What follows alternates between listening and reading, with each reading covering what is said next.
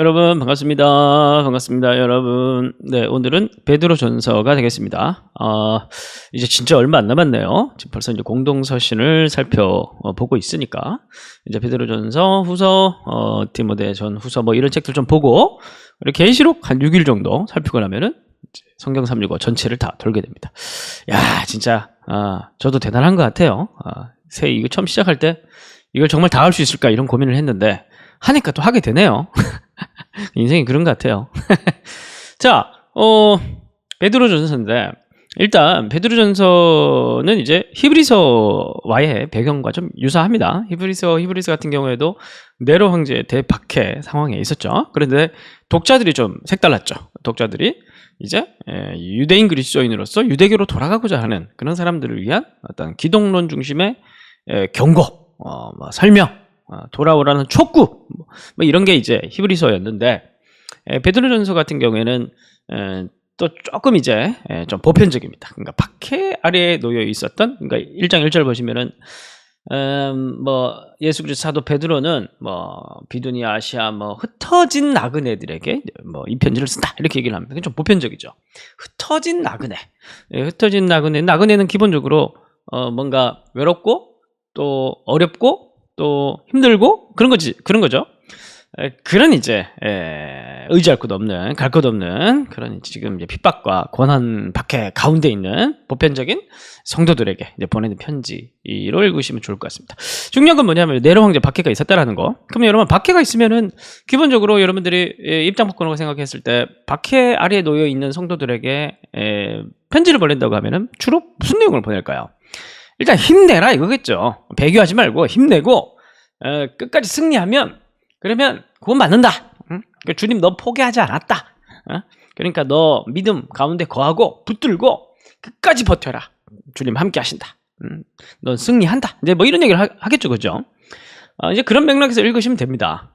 그래서 이제 베드로 같은 경우에는 주로 이제 구원론 중심으로 이야기를 많이 좀 진행을 하는데 첫 번째 강조하는 포인트가 뭐냐면 너희는 구원 받았다. 너희가 얼마나 대단한 하나님의 그 크신 구원의 은혜 가운데 초대가 되는지 모른다. 이제 그 이미 받은 구원을 강조하고 그 다음에는 이제 곧 죽어서 주님 만날 수 있잖아요, 그죠? 슬프긴 하지만 이제 언제 죽을지 모르잖아요. 그 이제 구원 받았긴 하지만 그러나 곧 주님 만날 수 있기 때문에 구원을 준비를 해야 되는 거예요. 구원을 받았지만 주님 앞에 섰을 때 최종적 종말론적 구원을 얻기 위해서 그래서 너희들은 이제 거룩한 삶을 살아야 된다. 그럼 그 거룩한 삶은 어떻게 살 것이냐에 대한 내용들을 쭉 설명하다 마치는 게 베드로 전서입니다. 어렵지 않죠? 자, 그래서 1장을 보면은 이제 이미 받은 구원에 대한 다양한 그림들을 설명합니다. 그래서 1장 1절 보시면은 택하심을 받은 자들에게 1절이 아니고 2절입니다. 택하심을 받은 자들에게 편지를 한다. 3절에 보면은 우리를 거듭나게 하사 산소망이 있게 하셨다. 거듭난 자들이라고 얘기를 하고 또 산소망이 살아있는 소망이 있는 자들이라고 얘기를 하고 또 4절 보면은 곧 너희를 위하여 하늘에 간직한 썩지 아니할 유업, 그걸 이제 우리가 받은 하늘에 간직되어 있는 걸 이제 받을 자다 이렇게 얘기를 하고 그리고 5절을 보시면은 말세에 나타내기로 예비하신 구원, 이 구원은 말세에 종말에 나타내기로 그 예수 그리스도의 오심을 통해서 이미 나타난 그 구원을 또 얻었고 또 얻기 위하여 이제 뭐 그런 내용입니다. 그리고 이제 9절 보시면은 이 믿음의 결국 꼭 영혼의 구원을 받습니다. 그러니까 무슨 말이냐면 1장에서는 시작부터 이 독자들에게 우리들이 받은 구원에 대한 다양한 메타포 그림들을 보여주고 있는 겁니다. 그러니까 이제 단순히 뭐 죽어서 천당 간다 이런 개념은 아니냐라는 걸 이제 여러분들 많이 알고 계실 겁니다. 예수를 믿어서 예수를 믿어서 구원받았다라는 개념은 단순히 죽어서 천당 가는 개념을 훨씬 넘어서 되게 풍요롭고 다양한 그런 의미를 가지고 있습니다. 그래서 택하심을 받았다, 거듭났다, 살아있는 소망을 우리는 간직하고 있다, 우리가 받을 유업이 하늘에 간직되어 있다. 그럼 그걸 취해야 되는 거죠. 잘 버텨서. 그리고 예비된 구원을 위해서 보호를 이미 받고 있고 구원을 받은 자들이다. 이러면서 다양하게 설명을 하고 있는 겁니다. 그리고 이제 말씀드렸듯이 이제 그 구원을 이제 결국 우리가 받아야 되니까 받을 구원을 위해서 이제 우리가 어떻게 살아가야 되는지 우리 삶의 모양이 되게 중요해지는 겁니다. 그걸 위해서 2장 15, 17절에서 판을 깝니다. 그래서 15절 보시면 오직 너희를 부르신 거룩한 이처럼 너희도 모든 행실에 거룩한 자가 되라. 외모로 부르시지 않고 각 사람의 행위대로 심판하시는 이를 우리가 아버지라고 부른다. 그러니까 너희가 두려움 가운데 지내라 이렇게 얘기를 합니다. 이게 두려움이 구원 잃어버리면 어떡할까 이런 두려움이 아니라 우리가 이제 만약에 아주 정말 위대하고 거룩하신 분을 우리가 내일 만난다. 마음이 떨릴 거 아닙니까? 예? 마음이 너무 편하면 그것도 문제가 있는 거 아니에요. 그죠? 이제 곧 주님 만날 수 있으니까. 주님 만났을 때 우리가 깨끗한 행실로 빨아입은 세마포 옷을 입고 주님 앞에 딱 서야 되는데 너저분하고 지저분하고 온갖 죄의 습관 그런 게으름 이런 것도 온갖 다 덕지덕지 해가지고 주님 앞에 서면 그거 어떻게 신부가 그럼 되겠습니까? 그죠? 잘 준비를 해야 되는 그 말이라는 거예요. 그죠? 그래서 이거는 이제 구원받지 않은 사람에게는 할 필요가 없는 말이에요. 이미 구원받았기 때문에 이제 그런 얘기를 하는 겁니다. 구원의 의심에 대한 두려움이 아니라 이제 구원받은 자니까 이제 주님을 만날 준비를 하는 게 당연하다. 그런 얘기를 하는 거예요. 그래서 2장 2절에 보면은 갓난아기들처럼 순전하고 신령한 젖을 삼아라. 이는 그로 말미암아 너희의 구원에 이르도록 자라게 하려 함이라. 구원을 되게 다양하게 설명하죠. 이제 종말론적 차원에서 설명하는 겁니다. 9절에 보면 너희는 택하신 족속의 왕같은 제사장이다. 이렇게 얘기를 하고 너희를 어두운 데서 불러 그의 기이한 빛에 들어가신 이의 아름다운 덕을 선포하게. 그렇게 결국 우리의 거룩한 행실을 통해서 하나님의 영광을 드러내고 그리고 이제 이런 거룩하게 사는 방법은 뭐냐면은 행위대로 심판하신다고 하죠. 무슨 행위를 해야 되냐면 13절. 이게 그때 당시 사람들에게 중요한 말이에요. 인간의 모든 제도를 주를 위하여 순종하라. 특히 이제 위에 있는 권세들에게 순종하라. 이건 로마 권세죠.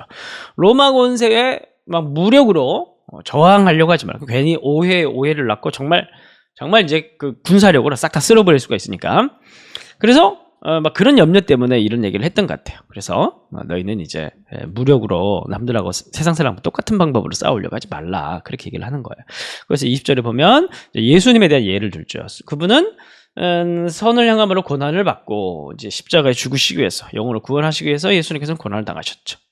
그러면서 이제 3장, 4장, 5장에도 전부 다 그런 얘기입니다. 3장에서 이제 가정에서 이제 어떻게 순종할 것인가. 그리고 8절 이하에서는 이제 공동체에서 우리가 거룩하게 살아야 되는 방법, 형제사랑, 긍휼, 겸손 이런 얘기들을 합니다. 그러니까 이제 단순히 구원받았다라고 얘기를 하는 것은 이제 구원받았냐 할렐루야 이제 내 멋대로 사는 게 아니고 이제 구원받았기 때문에 이제 주님 만날 때까지 거룩하게 잘 준비를 해야 되기 때문에 가정에서도 이렇게 살고 공동체에서도 이렇게 살고 이렇게 지금 얘기를 하고 있는 겁니다. 그리고 이 샘플이 뭐냐면 우리가 이제 결국 이렇게 사는 것이 마땅하다라는 것을 본으로 보여주신 분이 바로 예수님. 그래서 4장에 보면 4장 1절 그리스도께서 이미 고난을 받으셨으니 너희도 같은 마음으로 갑옷을 입으라 라고 얘기를 하면서 우리가 예수님을 따를 것을, 고난받은 예수님을 따를 것을, 선을 위하여서 하나님의 뜻을 위하여서 고난을 받으신 예수님을 따를 것을 얘기를 합니다. 그래서 4장 5장에서는 그런 이제 고난받는 상황에서 핍박받는 상황에서 이상히 여기지 말고 부끄러워하지 말고 그런 얘기들을 합니다. 자, 그러면 5장 4절 보시면 그리하면 목자장이 나타나실 때 시들지 아니하는 영광의 관을 얻으리라. 그리하면 그러니까 자기가 1장부터 4장까지 쭉 얘기한 그런 거룩한 삶에 대한 추구, 선한 행실, 그런 거룩한 삶을 살면 영광의 관을 얻게 될 것이다. 이렇게 얘기를 합니다. 다시 말씀드리지만 이걸 했기 때문에 그 다음에 구원과 교환되는 게 아니라 이미 우리는 구원받은 백성이기 때문에 이제 그러한 삶을 이제 추구하는 거죠. 우리가 원래 100% 완벽할 수 있겠습니까? 완벽할 수 없지만 그러나 그런 사람으로 부름받았기 때문에 그렇게 사는 거죠. 예를 들어서 저 같은 경우에는 제가 목사로 부름받은 정체성이 있기 때문에 늘 생각하는 게 내가 목사인데 내가 이렇게 살면 안 되지 이런 생각을 하는 거고, 그리고 우리가 한국인으로 부름받았기 때문에 한국과 일본이 축구를 경기하면은 한국을 응원하는 거죠. 그 일본을 응원하는 건 이상한 거 아닙니까? 정체성인 거예요. 구원받은 자의 정체성. 그런 그런 구원받은 자의 정체성은 이제 거룩이다. 그런 내용들을 강조한 책이 베드로 전서였습니다. 자, 오늘 결론 및 적용의 말씀으로 한번 다 같이 읽어보겠습니다. 근신하라 깨어라 너희 대적 마귀가 우는 사자같이 두루다니며 삼킬 자를 찾나니 너희는 믿음을 굳건하게 하여 그를 대적하라. 오늘도 우리를 넘어뜨리려고 하는 마귀가 우리를 낭망하게 만들고 우리를 쓰러뜨리고 실족하게 만들려고 하는 마귀가 오늘 또 찾고 있으니 거기 걸려들지 마시고 믿음과 기도와 말씀과 성령으로 승리하시는 저와 여러분들 되시기를 바랍니다. 기도하고 마치겠습니다. 하나님, 오늘날에도 물리적인 박해는 별로 없지만 그러나 여전히 사탄의 공격이 강합니다.